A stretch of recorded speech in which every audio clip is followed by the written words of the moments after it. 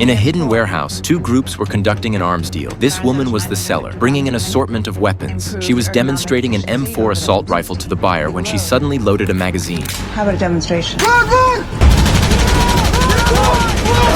Then she aimed the muzzle at the buyer. In an instant, the woman shot nearly all of them dead, leaving only one survivor. Knowing this case would inevitably fall to the Special Operations Unit, she instructed the survivor to deliver a message to their captain, Steve. She had come specifically to cause him trouble. Just as the unit was at a complete loss regarding this woman, Steve suddenly received a call from Daniel reporting he was being followed by two unidentified vehicles. Moments later, gunshots rang out over the phone. Shocked, Steve sped toward Daniel's location, but when they arrived, only a vehicle engulfed in flames remained. Daniel had vanished. Steve immediately returned to the command center and pulled surveillance footage from the incident route. The footage showed Daniel cornered in the middle of the road by several men, hooded and taken away. Their motive remained unclear. Daniel was now suspended in a small room when the mastermind suddenly appeared, the same woman who had killed the arms dealer. Daniel had no idea how he had crossed her. She then called Steve, revealing she had kidnapped Daniel. Steve demanded her purpose. The woman stated, "Your mother's belongings contain a coded note. Exchange that note for Daniel's life." After Steve's mother passed away, a lawyer had indeed delivered a coded note to Steve according to her final wishes. However, no matter what methods they tried, they could never decipher the note's meaning,